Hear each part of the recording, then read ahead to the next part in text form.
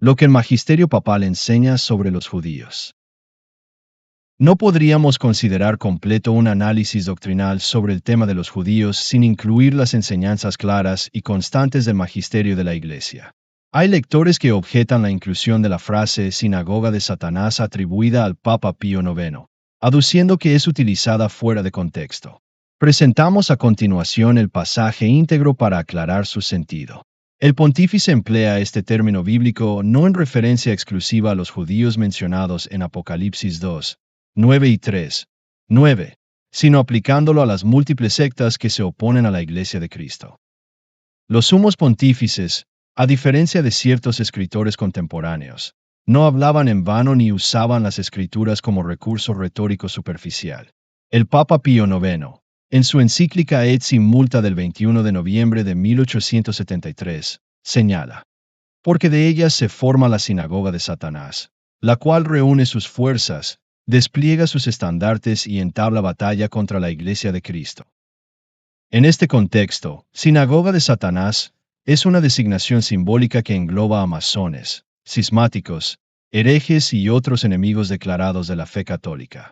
No se trata de una acusación directa contra el pueblo judío contemporáneo, aunque ciertas corrientes extremas dentro del judaísmo tienen vínculos históricos con la masonería, como lo han señalado León de Ponsins, ver Las fuerzas secretas de la revolución, y David Goldstein, ver Judaism and the Vatican.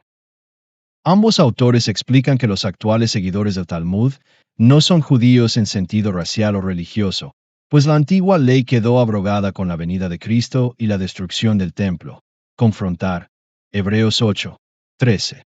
En esta línea, el Papa Pío XI afirmó que los cristianos son el nuevo Israel y, por tanto, los verdaderos herederos de las promesas divinas. Confrontar. Romanos capítulos 9 a 11. El reverendo padre William Eight, en su Commentary on the Apocalypse, subraya que la identidad judía moderna es mayormente cultural o nacional. En su encíclica Mit Brennen der Sorge de 14 de marzo de 1937, el Papa Pío XI condenó explícitamente las ideologías que exaltan a la raza como criterio supremo. El que toma la raza, o el pueblo, o el Estado, y los pone por encima de los valores religiosos y morales, invierte el orden creado por Dios y es culpable de idolatría. Respecto al libro Complot contra la Iglesia, redactado por Maurice Pinay, seudónimo colectivo que incluye a Anacleto González Guerrero y el padre Joaquín Sáenz y Arriaga, de la Compañía de Jesús, debe señalarse que, aunque ampliamente citado entre los tradicionalistas, no posee aprobación eclesiástica. Fue escrito en un ambiente de fuerte reacción contra el Concilio Vaticano II y con la influencia de sociedades secretas mexicanas como los tecos. Su postura sedevacantista y la participación de autores ligados a grupos masónicos y extremistas como los Caballeros de San Juan de Jerusalén comprometen su fiabilidad doctrinal. En esta obra se abusa del término sinagoga de Satanás, aplicándolo de manera exclusiva y anacrónica a los judíos modernos.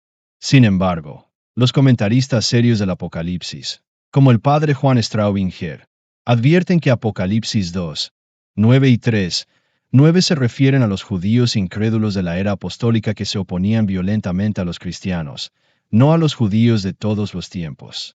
Asimismo, el Papa Pío IX identificó a la masonería como el núcleo de la oposición anticristiana organizada en su época, sin atribuir esta exclusivamente a los judíos. Desde el siglo XVIII, el magisterio ha condenado reiteradamente la masonería, comenzando con la bula In Eminenti de Clemente XII, año 1738, seguida por numerosos documentos hasta Humanum Gines de León XIII, año 1884. En Et Multa, Pío IX acusa a las sectas masónicas de provocar la ruina espiritual y social de los pueblos, constituyendo una estructura organizada de rebelión contra la Iglesia. Acusar a los judíos contemporáneos como responsables únicos de la crisis eclesial contradice el principio católico de adhesión al magisterio, que exige aceptar como obligatorias las enseñanzas de los papas y los concilios, no las teorías de autores laicos sin aprobación doctrinal. El uso político del antisemitismo como bandera tradicionalista ha desviado a muchos fieles de la verdadera fe. En el caso mexicano, la presencia de criptojudíos, que profesa el judaísmo secretamente, descendientes de sefardíes expulsados de España, es un hecho histórico documentado. Tras el Concilio Vaticano II, algunos han confesado prácticas judaicas ocultas durante generaciones. Sin embargo, atribuir a este fenómeno la destrucción de la Iglesia es ignorar la responsabilidad de los clérigos apóstatas que, al abrazar el modernismo, traicionaron su misión. Como advirtió el Papa Pablo IV en Cum ex Apostolatus Officio, año 1559, los herejes infiltrados en la jerarquía son el mayor peligro para la fe. El Tercer Concilio de Letrán, año 1179, es citado a menudo por los defensores de una postura abiertamente hostil a los judíos. Pero al revisar los cánones 26 y 27, se observa que las penas más severas iban dirigidas contra los herejes albigenses, no contra los judíos. El texto prohíbe la convivencia con judíos en ciertas circunstancias y limita su influencia, pero no ordena su persecución activa.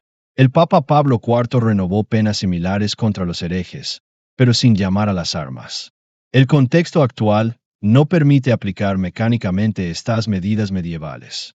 El cardenal Henry Edward Manning, en los decretos del Vaticano y su relación con la obediencia civil, año 1875, explica que el poder espiritual del Papa no se extiende al orden temporal de los estados no católicos. San Pablo ya había enseñado: ¿qué tengo yo que ver con juzgar a los de fuera? 1 Corintios 5, 12. La Iglesia no exige hoy que los fieles tomen medidas civiles o violentas contra herejes o judíos, debido a que ahora no hay países bajo un Estado católico confesional. La respuesta católica al error debe ser doctrinal, pacífica y conforme a la prudencia evangélica.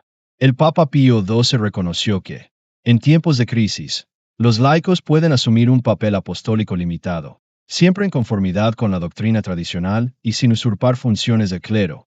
Confrontar. Alocución 6 años se han cumplido. En francés, 6 ans se sont écoulés.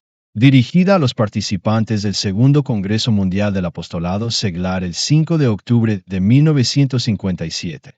La evangelización y la denuncia del error deben realizarse con caridad, no con odio, excepto en un contexto de guerra justa y de derecho de rebelión. A lo largo de los siglos, los papas han enseñado lo siguiente sobre los judíos. Inocencio III. Los judíos no deben ser exterminados, sino tolerados como testimonio de su ceguera espiritual y su dispersión por la tierra. Confrontar Sicut Judaeis, año 1199. Cuarto Concilio de Letrán, año 1215, les impuso distintivos visibles, limitaciones legales y prohibiciones sociales para preservar la fe de los cristianos. Inocencio IV ordenó la quema del Talmud por sus blasfemias.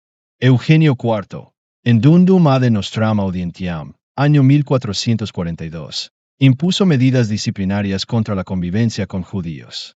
Pablo IV en Cum nimis absurdum, año 1555, estableció el confinamiento en guetos. Clemente VIII y Benedicto XIV denunciaron la usura y los abusos comerciales de algunos judíos en contra de cristianos. San Pío X, al rechazar el sionismo político, afirmó que la Iglesia no puede reconocer al pueblo judío que ha rechazado a Cristo. Confrontar declaración a Theodor Herzl, en 1904. Pío IX, en 1928, condenó al antisemitismo como contrario a la caridad cristiana. Confrontar Acta Apostolica Sedis, 25 de marzo de 1928. El padre Denis Fahey sintetizó la postura católica en su obra The Kingship of Christ and the Conversion of the Jewish Nation. El reinado de Cristo y la conversión de la nación judía. El católico debe rechazar tanto el antisemitismo racial como el indiferentismo religioso, sosteniendo la doctrina de Cristo Rey, que debe regir en la sociedad con prudencia y firmeza. San Pío X lo expresó claramente al decir que el reino del mal se fortalece por la debilidad de los buenos. La ignorancia doctrinal es causa de perdición, como lo advirtió también el cura de Ars. Desde la muerte del Papa Pío XII, muchos católicos han sido engañados por falsos maestros y han abandonado la fe por desesperanza o confusión. La restauración de la Iglesia no se logrará mediante la persecución de los judíos, sino por el estudio serio de la doctrina, la obediencia al magisterio tradicional y el testimonio fiel. El Papa Pío XI, en su encíclica final, urgió a reparar al Sagrado Corazón por los pecados contra pueblos y naciones. Solo la humildad, La penitencia y el retorno a la verdad pueden aplacar la justa ira de Dios. En conclusión, el combate contra el error debe estar guiado por la doctrina de los papas, no por teorías particulares. El celo sin conocimiento lleva al desastre. Confrontar. Romanos 10, 2. La acción de los católicos debe nacer del amor a la verdad y del deseo sincero de salvación para todos, incluidos aquellos que aún no han reconocido a Cristo.